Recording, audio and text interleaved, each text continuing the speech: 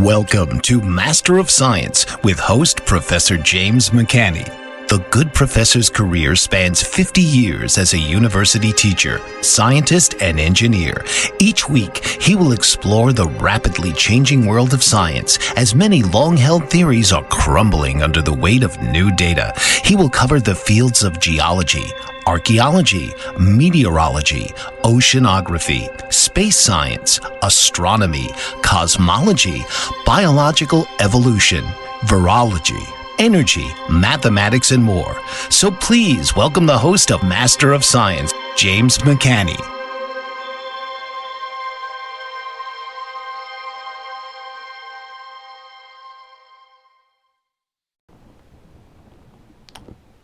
Hello, and this evening we're going to spend a little time reviewing, and we're going to go back to into July when the television show first began. And of course my radio show, the weekly radio show, goes back 24 years. But I want to do a little review tonight, and I think the best way to do it is with the poster that is behind me here. You can see it's one of the three posters that I have on my webpage. You can purchase these, and this is literally the poster behind me. That is something that I would take to a conference or something like that. The one that's for sale on the webpage is a bit smaller, but it's an exact copy. But this is to give you an idea what I would take to, for example, an American Geophysical Union meeting, where you would have a poster session, it's called, and you would have a big poster board, and then you would stand there with a table, and you could have computer graphics or whatever you wanted to present. And then the scientists, about 20,000 of them that congregate, make trips from all over the world to assimilate new information, would come to these meetings, and they would walk through the big hall where all of the poster sessions were. And then a lot of times there would be a presentation at a formal meeting, and these break down into small groups. So you have scientists from every walk of life, every subject area, and my badge would say James McCanney, independent scientist. And a lot of people would ask me, what does independent scientist mean? And that I would tell them that I don't work for the government, I don't have government grants or funding, and they would be shocked. So how can you do science today without money from the government? It's just out of the realm of possibility, because that's the world they grew up in. That is the world of graduate school, for example, and all these people, of course, have advanced degrees in whatever they are doing. So anyway, tonight I want to do a review, and I thought the best way to do this would be to go back a few decades. Now, this poster above me says 30-year anniversary poster.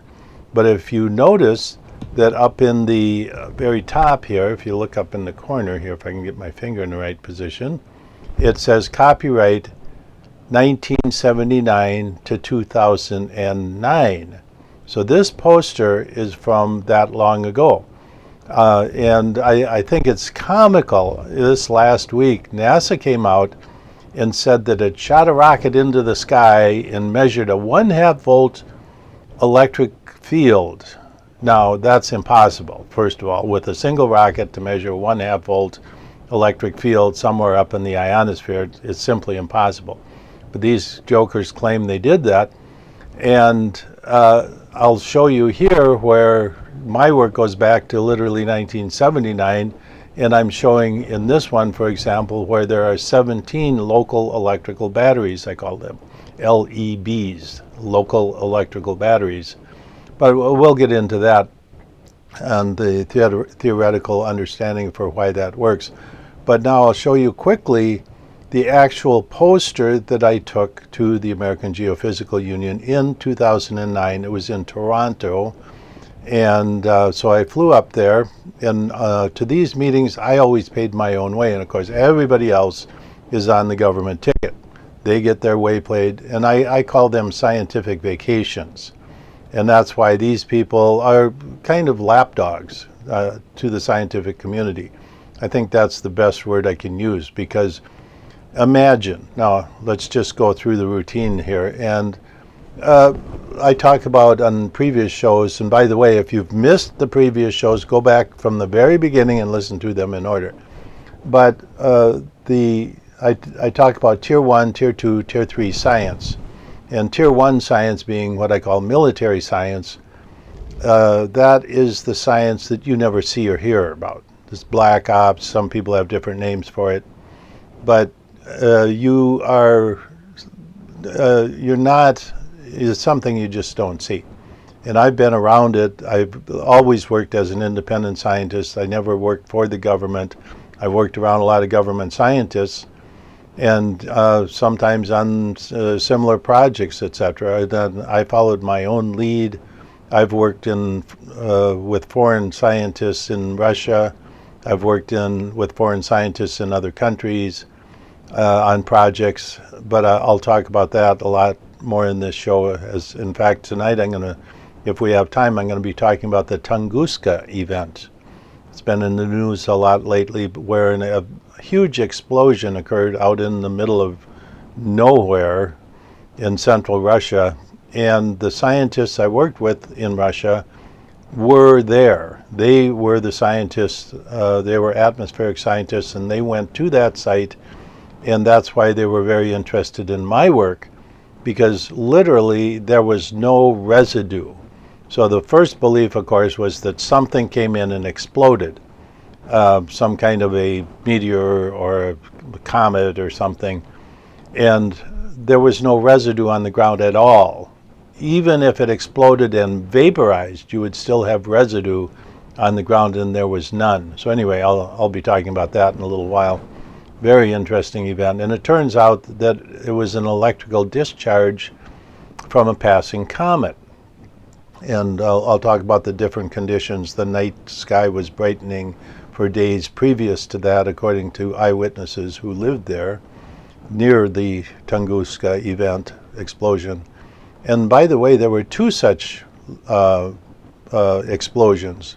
The big one, which blew windows out 200 miles away, and then there was a smaller one.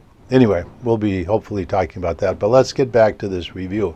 So I'm going to go back through a number of the topics that I've covered in previous weeks on the television show, and then talk about some specific things and bring you up to date and kind of do a review of my theoretical work. And by the way, when you talk about Tier 1, Tier 2, Tier 3 science, the Tier 1 scientists talk to me, and they know I'm 100% correct on everything I'm doing here, that I'm presenting on this show, on my radio show, in my books. And like I say, that's probably what I present to the public is about 10% of what I do. And let me get back to this subject that the scientists you see at NASA, JPL, Goddard, etc., university scientists who might work with some agency or company like, say, Gulf South Research, which is a partly Tier 1 and then partly mixes with the Tier 2 world out there, Tier 2 scientists being the, say, university professors. These are the ones that publish in peer-reviewed scientific journals. And believe me, Tier 1 scientists do not ever publish in peer-reviewed journals, not at all. Okay. But let me get back to this subject of lapdogs. And I guess the best example is, imagine you have a squirrel in your backyard. And nice little squirrel, very friendly, so you put a feeder out there. And the second generation of squirrel comes along, and they start feeding at your feeder also. And then the third generation of squirrels come along. By the third generation, they've completely forgotten how to go out in the woods and find nuts and berries and things to store them up for the winter, because they've depended on you for their income. Let's put it that way. And so when I say that scientists today are lapdogs, the other thing that comes with that is that they owe allegiance. They owe allegiance. And now imagine, let me just go through the process of getting a PhD. You go to college, you get your degree in whatever, biology, chemistry, physics, mathematics, whatever it is, computer science, computer technology, whatever it is, and then you go on to graduate school or an advanced school of some kind. But let's take physics, for example, in my field, physics and mathematics. Okay, so now you get your master's degree, you go on to get your PhD, and you're, a couple of years for your master's degree, or you might be in a 3 or 4 year PhD program, accelerated, so you get but we're talking between 4 and 7 years of your life, and those are some of your most productive economic years if you had a real job. But as a student, you're, like I say, you're locked into that system, and you're living in squalor. You're living maybe on a fellowship or an assistantship or some minimal sort of support. And maybe you get married, you start having kids in that process, 24, 25 years old. Okay, so you graduate from college, you're 22 years old, you're now pushing 30 years old, and you're trying to get your PhD. Okay, so finally you are ordained a PhD.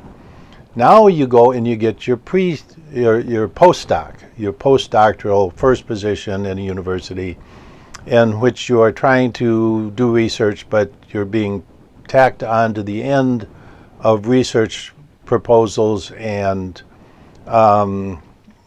grants, etc., publications. You might get your name at the very end of 30 names or 20 names on a publication. Okay, so you get through your postdoc, now you get your first position. Could be a tenure track if you're really good. If not, you might be in 2 or 3 years before you're considered for a tenure track, and most of those people wash out. High percentage of them do not get into tenure track. You got to go to another university to do your tenure, to start getting tenure, and eventually you get that. At this point, you're 33, 35 years old, you got a family, and the kids are growing up, they're starting to go to school, you're starting to think about college, you got a mortgage, the wife might have an income, she may not. But this is your position. You might work for JPL or if you're, get a position with a government-funded agency. And now imagine, now you are probably 15 years away from retirement, actually getting a retirement paycheck, so to speak. And then you can continue working, and most scientists do. But are you going to step out of line and upset the apple cart at that point? And lose your job and your position and everything you've worked for, and if you go in to get a job at any place else in the world because you got that PhD, you are narrowed down to that subject, and you go into McDonald's and you want to get a job as a hamburger, or you want to do something else, they're going to look at you and they're going to go, well, your specialty is here, and as soon as you get a job in that specialty, you are going to be gone in a New York second. So you don't have a possibility of employment someplace else. They have you on a short chain. Let's put it that way.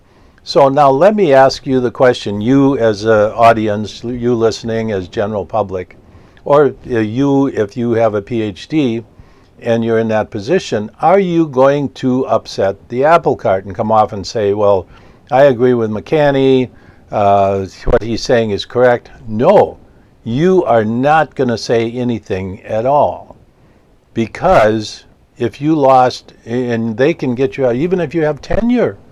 I've seen tenure track people get booted out and they said the wrong thing, and everybody else, they're like, whoa, don't do that. I don't want to lose my department, my tenure, my tenure track, or whatever it is.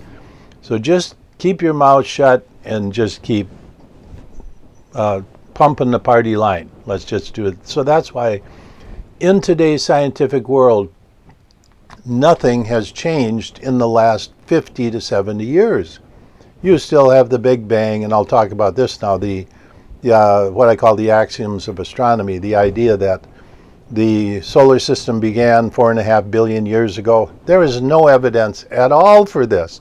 That's a nursery rhyme. That the universe began in a Big Bang. We know for a fact now that that is false. We knew 30, 40, 50 years ago that was all hogwash. And now the James Webb Telescope is finding these big galaxies out beyond where the Big Bang supposedly happened, And so the Big Bang is the biggest nursery rhyme scientific fairy tale that ever hit the streets. But the people who are pawning that off on the public are still trying to, that's their paycheck. They got to keep going. Okay, so next, that space is electrically neutral. And so isn't it amazing? And in the year 2014, and this is how many decades ago? I was at Cornell, 1979. What you're seeing on this poster was the 30-year anniversary of my explaining all of this to the scientific community. And by the way, just give you a little story here. When I was at Cornell, I was there for 2 years as a faculty member. My last semester was very clear that I was, rubbing the wrong way. I had already been blackballed in terms of my publications. I had been getting my papers published in peer-reviewed journals dealing with this material, electrical nature of the solar system. And but it was pretty clear that I was not welcome in the established scientific community. So I wrote a one-page monogram, and I sent it around to all the faculty members, basically accusing NASA, who was resident on campus, a lot of NASA scientists, of hiding data, of changing data, of sweeping data under the rug to promote their pet theories. And I went around after sending that, and I talked to the faculty, every one of them. And it was kind of funny. I came into the geology department, and the head of the geology department, I had an appointment with one of the faculty members there. And he sees me come in and he screams, so everybody could hear this. This is exact words, now I remember to this day. If anybody in this department talks to McCanny, they will not get tenure. Now, that was an exact quote that the head of the geology department at Cornell screamed out, and the secretary's looking at me, and I'm looking at her, and the guy that I had the meeting with did not come out to greet me. No, he did not want his tenure taken away. So that's the way it was. And I went to other departments, and I had one guy, I won't mention which department, but it was a new one. It was a brand new department, and related to the sciences, I might add, that he got up and he shook my hand, and he said, I really see what you're doing. He said, I agree with you. But he said, if I said anything, I would lose my, he was the chairman of the department, of that department. He said, I would lose my position, I would lose my tenure, I would lose my department, I would lose everything. If I, he said, I know what you're doing. And he knew that I was not in favor, let's put it that way. Okay. So at any rate, the reason I'm mentioning all this is not a sad story, because I wouldn't be where I am today if it weren't for them doing that. I'm now independent. I have a television show, I have a radio show. Millions of people know who I am around the world. I'm much more famous. I would have never worked for with the Russian scientists if I would have stayed at Cornell. There's a lot of things that would not have progressed in my personal career if I had stayed there. But anyway, the bottom line is that I've stuck with what I'm doing because I know I'm right. And now, this year, 2014, NASA comes along and discovers, oh my goodness, an electric field outside of Earth. In this poster that I'm showing you right now, 30 years, that was 2009, so that's literally 15 years ago. That was the 30-year anniversary of me presenting this material literally to the scientific community, and NASA this year is just barely discovering it. It was interesting because in the mid-90s, when I worked with Russian scientists, they had already discovered something on the sun. They were tornadoes. They see these tornadoes racing across the surface of the sun, and they were atmospheric scientists, nuclear scientists. That's what they were doing, was studying these phenomenon. and that's why they liked my material, because it explained why there were tornadoes on the sun. The electrical discharges that caused literally the same conditions that caused tornadoes on Earth were on the sun. Okay, so at any rate, let me go through this poster just a little bit, and I want to do this also to summarize the basic theoretical concepts of my work. And so let's, first of all, I'll show you the original poster that, like I say, took to Toronto in 2009. And all of these are very interesting because you meet the people who are very angry at you, at me, and then the people who are very supportive. And I might say, too, that when you're dealing with Tier 2 scientists like that, they're not the top, they're not the brightest bulb on the tree, you know, if you know what I mean. A lot of them have been there. They kind of move around slowly, let's put it that way.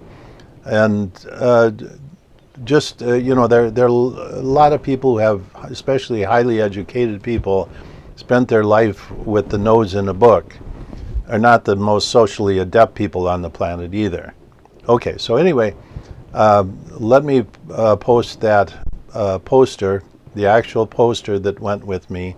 And like I say, these are big 4 foot by 8 foot, or 4 foot by 6 foot posters. And unfortunately, you can't see the bottom of it here. But I'll show you the full poster from 2009, American Geophysical Union, Toronto. And then we'll come back to this one, which is slightly modified.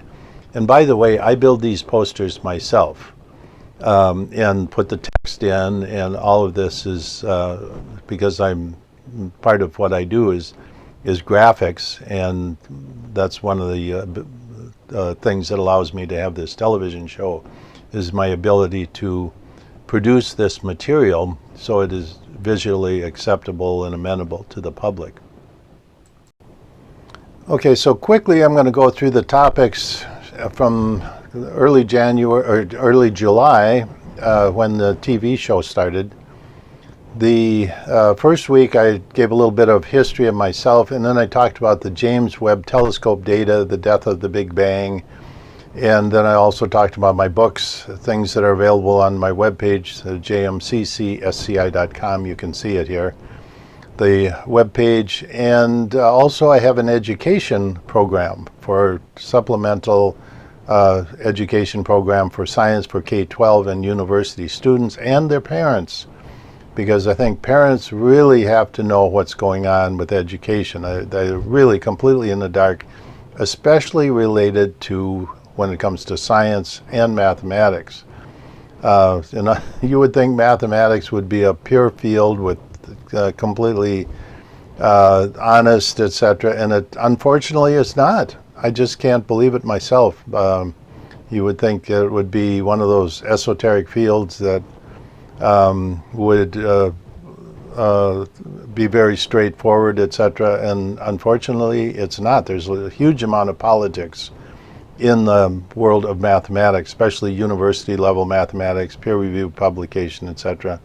But so anyway, week number 2, this would be July 9th, I was talking about the Nazca lines, one of my favorite topics, dealing with the Nazca lines being a fractal antenna interferometer built by ancient, we don't really know who built them, but they are clearly designed for interstellar, interplanetary communication of some kind.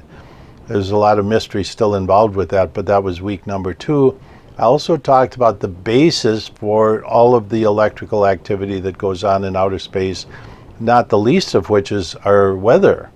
And you could see on the poster, the actual 2009 poster for the American Geophysical Union meeting in Toronto, I was dealing with how the electrical power comes into the atmosphere to drive atmospheric weather in the troposphere. That's where we live. This layer of atmosphere near the Earth where we live is called the troposphere. Okay, but anyway, how does that form? So the fusion processes in the stars in our sun, etc., are the main source of electric power. And if we didn't have that, we would not have weather of any kind. We wouldn't have clouds. We wouldn't have rain. We wouldn't have all the weather you see on Earth is driven electrically. There's a lot more energy electrical energy coming from the sun than in the form of visible light. And of course, that's something that's totally out of the picture, completely unknown in the world of meteorology, in the world of climate change, etc. Okay, so I talked about that on week number 2, then week number 3, and I'm doing this so I want to bring us up to date and then do a summary of the basic fundamental principles of my work. I talked about space electricity, atmospheric electricity, where does it actually come from? And I talked about Tesla and Einstein, and I'm going to be covering those two people quite a bit more. There's a lot of interesting work coming out at this time at the fact that general relativity, part of it is false, very clearly false, and I think it's comical. After I did that show, the news media was full of people saying Einstein was wrong about this. So there are people listening. That's very interesting. I call it, I have a name for that, it's called the creeping crud. And that's the name I've given to the scientific community. When they hear my lectures, they pick up on things and then try and adapt it so that it looks like they were the discoverers. It's really pretty interesting. But anyway, I talked about hurricanes, the Van Allen belts, the proton winds. This is week number 4, and weather once again, and then the 2022 lecture series I did my radio show in 2022, the entire year, talking about the history of my discoveries, and that is not dealing with my discoveries, of which there are many dozens of discoveries, major discoveries, but I talked about the history. So these are anecdotes dealing with what was going on in the scientific world at the time, going back to the 1970s. And then I talked about the great catastrophes, the Noah's flood and the Venus event, and the dinosaurs, the demise of the dinosaurs. Week number 5, I talked about pole shifts, about Mark Gaffney's book on the dealing with the real history of pole shifts. And then I talked about Chichen Itza being off, and that's once again the north-southeast directions of Chichen Itza, which is a Mayan ruins in the Yucatan Peninsula of Mexico, how that is 13.5 degrees off. And what the Mayans did was they built on the old grid work, with not understanding at the time that the North Pole had shifted. And the microdiamonds professionals that would lose their careers if they were objecting to anything in the standard scientific community. I talked about the tail drag of comets as being a formative process in the formation of planets, and the solar system formed not at one time, but every single planet, every single moon, every single asteroid was created individually over a long period of time, and that process is still going on. I have talked about, did man cross the Bering Strait, as we are told in anthropology or in archaeology circles? No, that is not how the Western Hemisphere was populated. Let's see, we missed a week because of the power outage in the studio in New York. And so then week 6 actually was on August 13th. We talked about mountain building, how the mountains are built not by plate tectonics. I talked about the myth of plate tectonics, how it simply doesn't work. Then I talked about the orbits of the planets and how they are a telltale sign that something interacted with them recently, in astronomical terms recently. Then I talked about the 17 electrical, local electrical batteries and the various different ways to launch. I talked about Atlantis and my experiences with venture capital groups in Los Angeles in the early 1980s, my exposure to Los Alamos, invited talks that I gave there, things like that, and the passive and active electromagnetic propulsion systems. Talked about Atlantis in that show. Okay, week 8, Jupiter's Great Red Spot. That was a very interesting show dealing with the cyclonic storms in Jupiter's atmosphere and Saturn's atmosphere. Then I talked about lighter than air space travel, or air travel, lighter than air.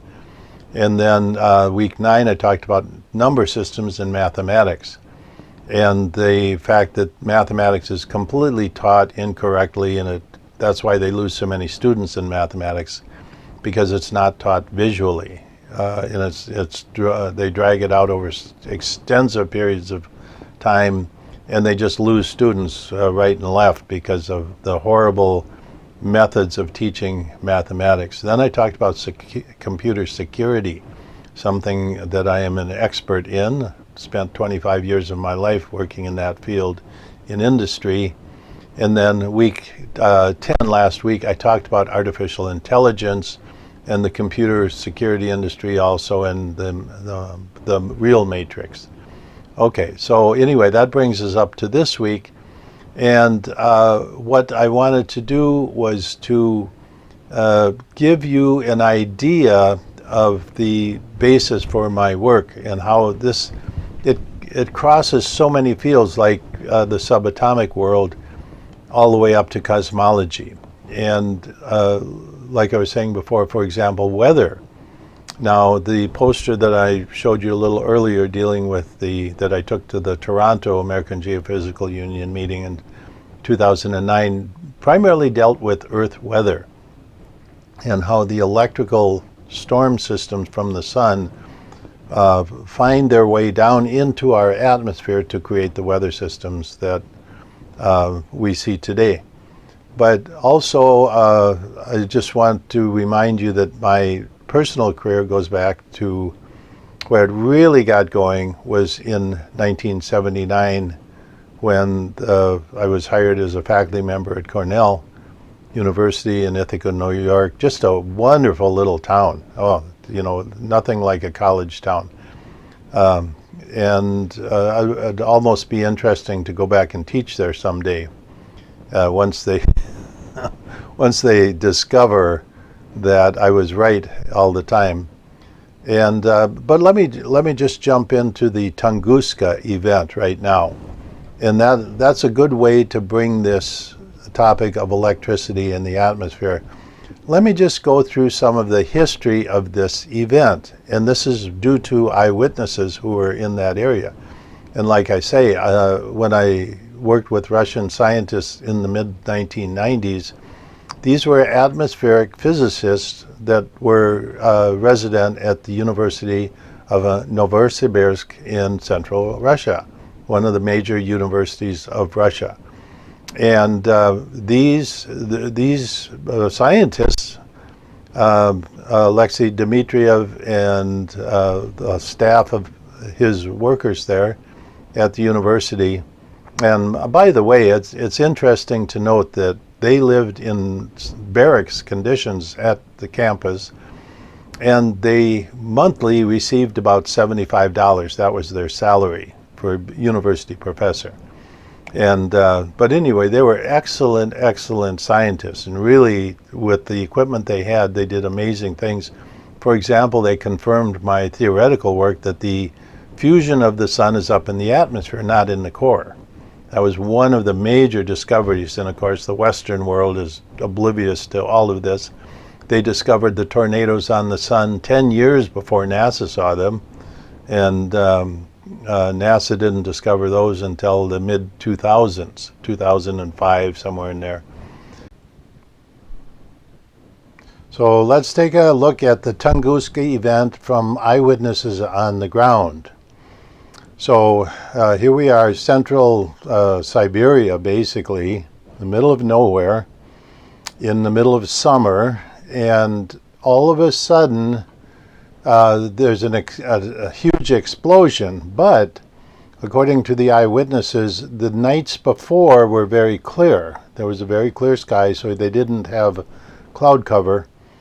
And the night sky got brighter and brighter, just like a brightening of the entire sky. And I'll explain what caused that as part of the scenario of what's going on here.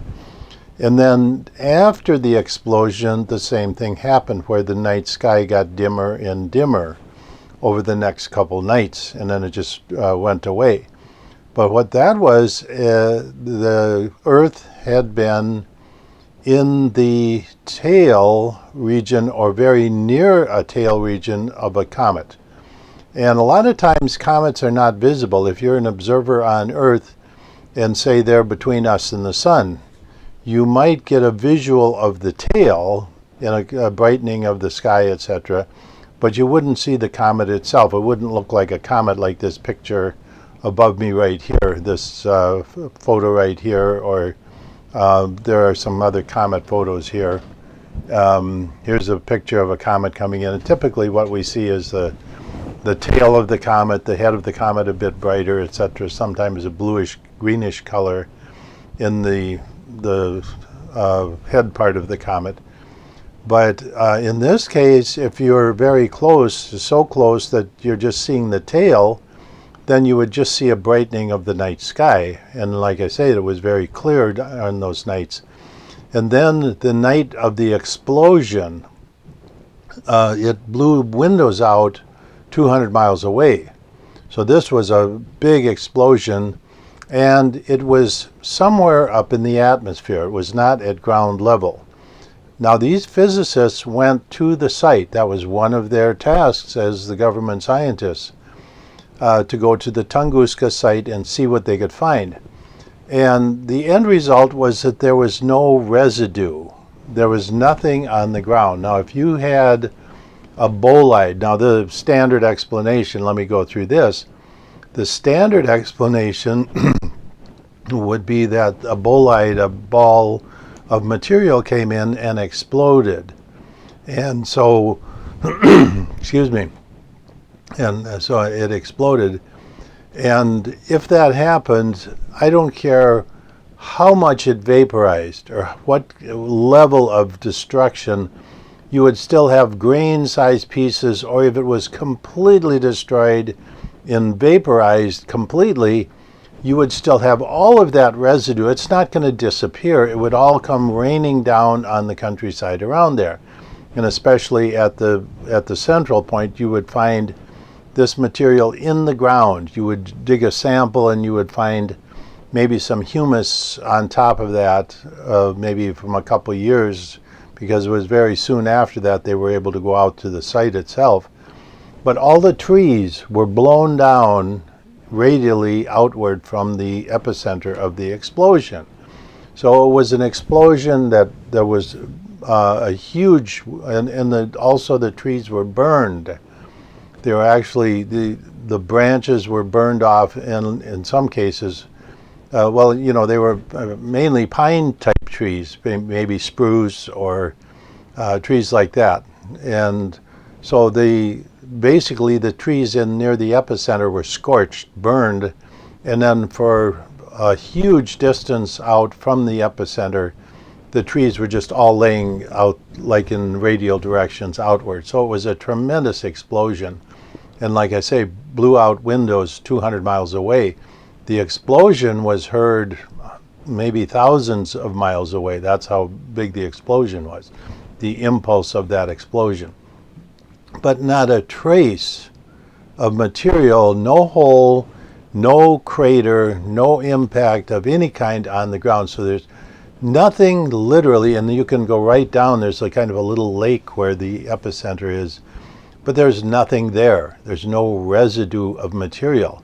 And then one might say, well, you know, some of the dirty snowball, ice ball people might say, well, it could have been pure ice. Well, we've been to the nucleus of many comets, and there's no ice or water or snow of any kind on the nucleus. They're little hot, dry rocks.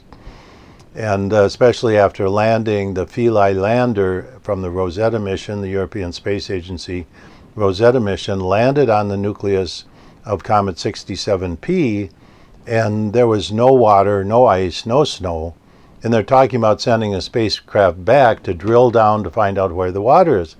Well, also you can look at the nucleus, and there's literally no snow or ice or water of any kind, vapor, sublimated water.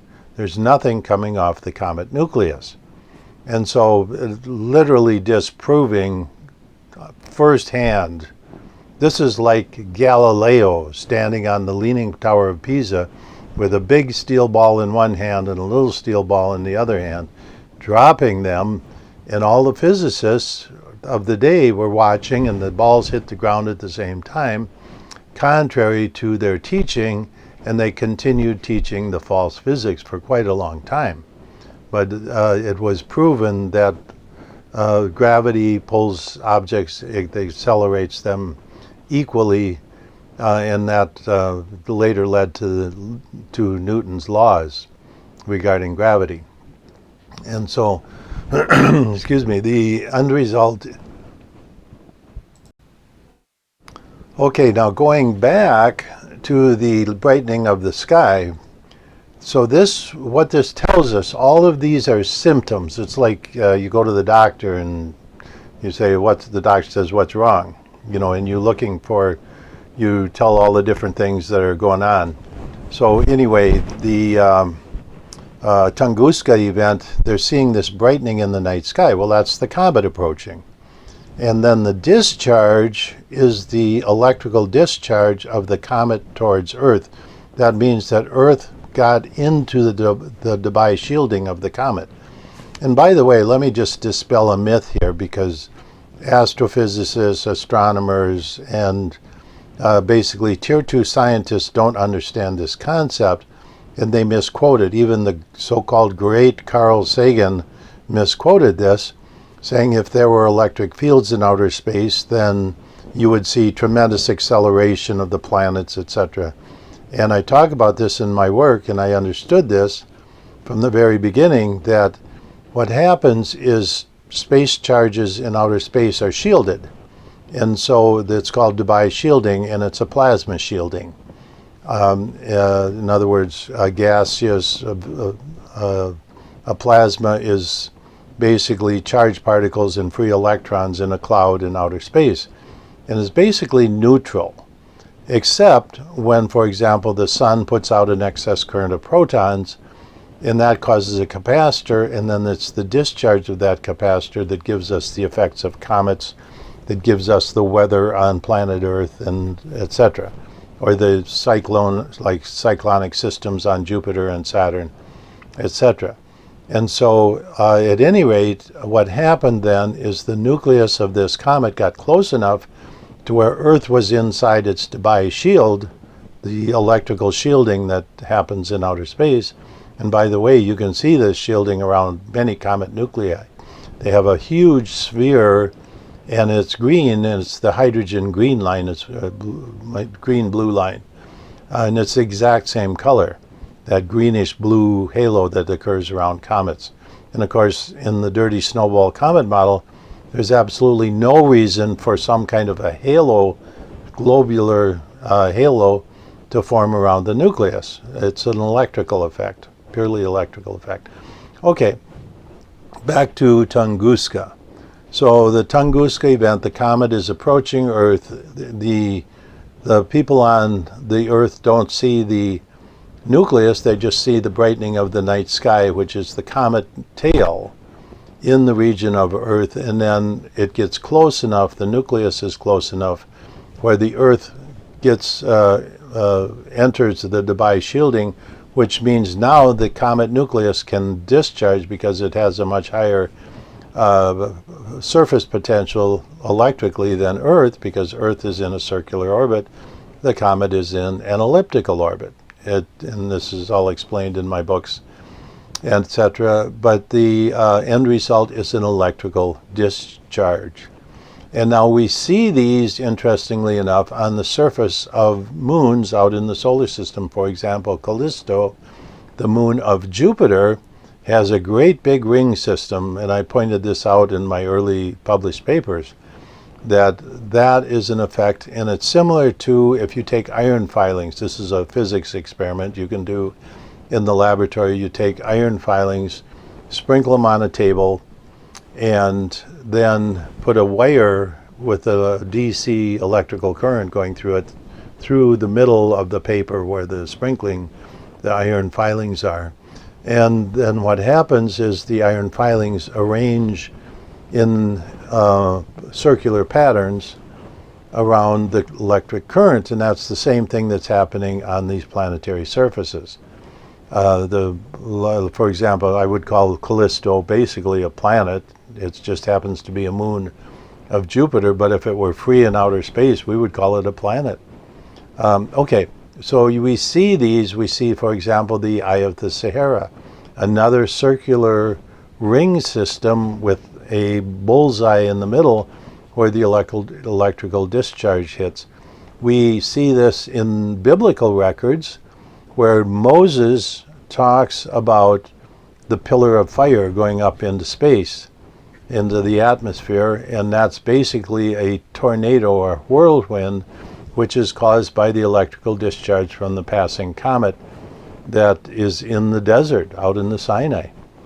And so we have a lot of records of these, and we see the record in outer space on the various planets, etc., in the solar system. So what happened at Tunguska then was basically an electrical discharge. And now add another little piece to the puzzle here. A very small amount of water vapor in the air. With this level of electrical discharge, we know that the electrical discharges in the atmosphere of Jupiter, Saturn, and the Sun, those electrical discharges are what cause the fusion. They drive the atmospheric fusion in our Sun. And so it would make sense that if we had a significant electrical discharge towards Earth, that would, first of all, separate the hydrogen and oxygen and the water vapor in the air. And then you have free hydrogen, which can basically fuse together and cause a fusion explosion. And so the end result is there's a huge explosion that really can't be explained even by a bolide exploding. That would be a very localized event, and like I said, you would see the material, you would see a layer in the dirt. You would see a layer, and you could take samples and take them back to the laboratory. In fact, they did that with the layer of iridium that was discovered, and that's what they used to say that something exploded, some kind of event from outer space caused the demise of the dinosaurs. And I would say that it was more likely a passing large comet than something actually hitting the Earth. Okay, so anyway, that's another story. But the event at Tunguska then was an electrical discharge from a passing comet, and that's why you don't find any residue. There's nothing left over from the explosion, and that explains the tremendous heat. That's the other thing, is if you have an exploding bolide, you're not going to have the level of heat that, and you know, here's the other thing. You see material coming in from outer space and burning up in the atmosphere, but there's always a residue. There's always a residue, and when you look at where it hits, if it makes it all the way to the ground, and that would have been the case at Tunguska, because the explosion was in the air but very close to the ground, because the trees very close to the center are blown outwards. If the explosion would have been high in the air, those trees would have had the rush of hot air coming down on top of them, and the trees very near the epicenter would not be blown out like this. The explosion itself was very low in the atmosphere, maybe a couple 100 feet in the air at most. And then the tremendous amount of fire that occurred in that area burning the trunks of the trees, and then when you get out farther, they're not burned at all. They're just blown down from a huge shock wave of gases that were going out. Okay, so now, given that, what was the cause of the electric field from the comet, and why was Earth's electric field different? Why was there a potential electric potential between the comet nucleus and Earth? And once again, let's go back to the original, and this is why I'm weaving the Tunguska event into this story, because with it we can understand the solar capacitor, the discharge of that solar capacitor, the comet doing it with an elliptical orbit, whereas Earth has a circular orbit. And so Earth is not discharging the capacitor at the same rate as a comet that's in an elliptical orbit, because it's called a gradient field. And outwards from the sun, it's like in rings. So if you're moving in one of those rings, which the Earth is in a near circular orbit, then you're not discharging the capacitor as much as an object coming in on an elliptical orbit, which is cutting through those field lines. And so anyway, if you're a physicist or you have any concept of electrical fields, etc., you would understand what I'm talking about here. And so this is the same electric field that causes the 17 local electrical batteries that surround Earth that are used for propulsion systems in my designs of electromagnetic propulsion systems. So you can see how all of this fits together. A few weeks ago I was talking about the cyclonic storms. I was talking about a water spout. I saw two of them actually when I was down in the Caribbean one time walking along a beach, and I look out over the ocean and there are two water spouts. They're probably a mile high, very little thin, little just moving along the ocean. Well, what causes that? And when I saw it, it was kind of a hazy day, but there were no big clouds in the sky. But these are electrical conditions that cause the water spouts. It's the same situation that causes the tornadoes on the sun, the same situation that causes hurricanes on Earth, that causes the great red spot on Jupiter, or causes the hexagonal pattern at the south pole of Saturn.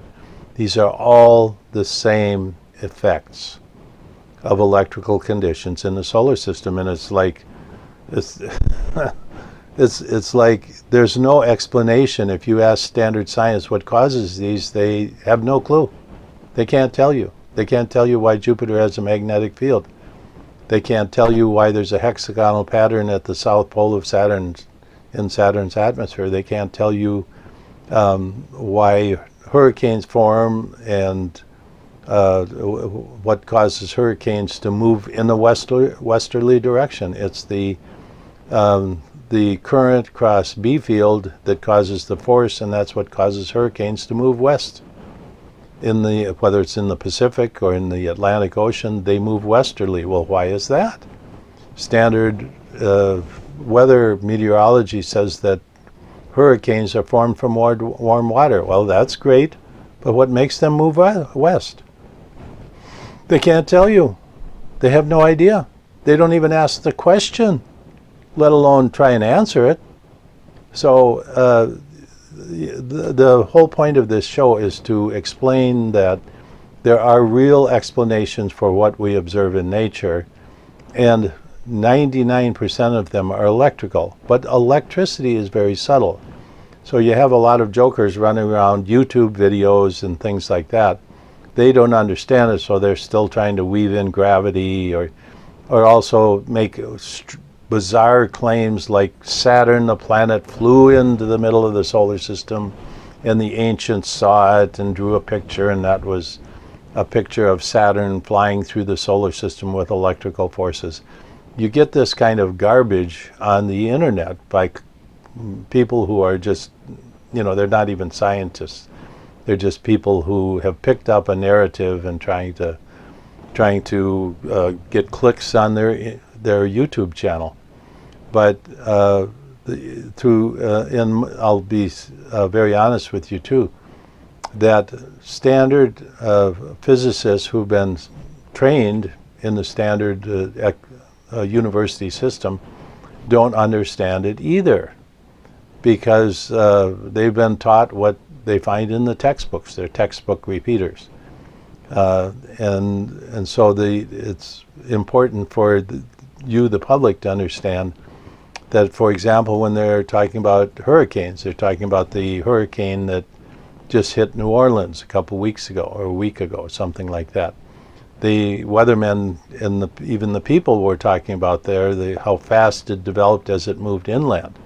Well, hurricanes don't do that naturally, and a lot of weather these days is being manipulated.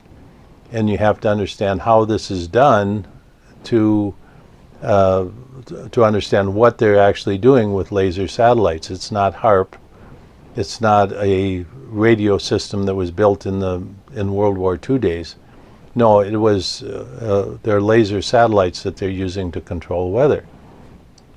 And so anyway, my work explains how that is done.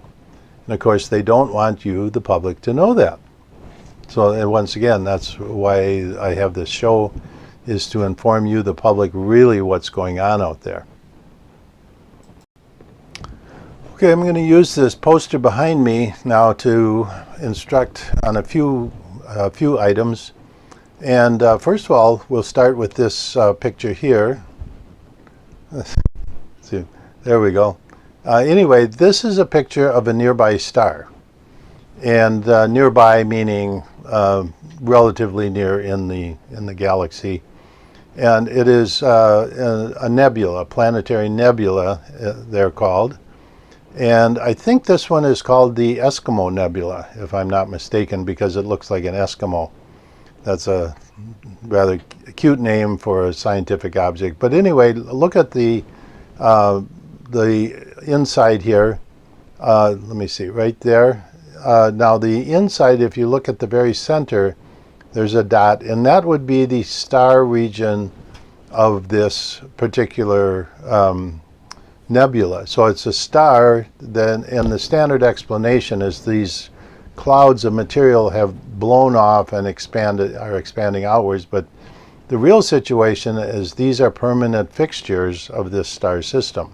And so what happens if you look at the star, you see this region around the star, this white region, would probably be around our solar system out to the planet Pluto. And yes, Pluto is a planet. It's the absurdity.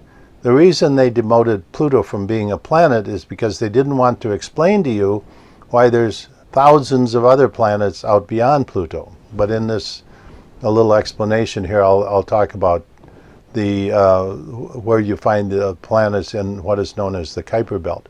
Okay, so now looking out farther, you see these orange and bluish color. Now these are literally comets, and not a dirty snowball comet. No, these are plasma discharge comets. In other words, they're discharging the solar capacitor of the stellar capacitor of that star. And what happens is these are the planets that are forming, and that's why you have thousands and thousands of planets out there. So we go from 9 to literally 9,000, and NASA stopped announcing the discovery of these planets once they hit about 1,000. And these vary in size anywhere from Mercury or our moon size up to big, and there are some Jupiter-sized planets out in this region. So imagine looking at our star from a distance, this is what it would look like. And so you can see the formation of these planets occurring. So if you went off distance from our own solar system and looked back, this is what you would see. Now, before I was talking about the axioms of astronomy, these so-called rules that all astronomers must follow. But one of the supporting pieces of evidence for the Big Bang, or the alleged Big Bang, is that there's a microwave background radiation signature from outer space. And you can put a microwave antenna up and look at it and see that it's there. But what you're actually looking at is this cloud that's surrounding the star. If you could put your detector farther out in this black region, you would no longer see a microwave background radiation. But of course, that would take a lot of work. We've only had one spacecraft in history, that is at the Voyager 1 or 2 that's finally they're still communicating with, that has gotten very near the outer reaches of the solar system and crossed over into the galactic, the interstellar space between our star and other stars about it. So at any rate, that's why I'm bringing you this television program, is to get this information to you, the public. And then also remember, my webpage has a tremendous amount of material. It has my education course, which is 27 gigabytes of information for a very reasonable price. So anyway, we'll talk to you next week, and a lot of interesting topics coming up, including Einstein, Tesla, some of the very interesting aspects of their life. We'll talk to you soon.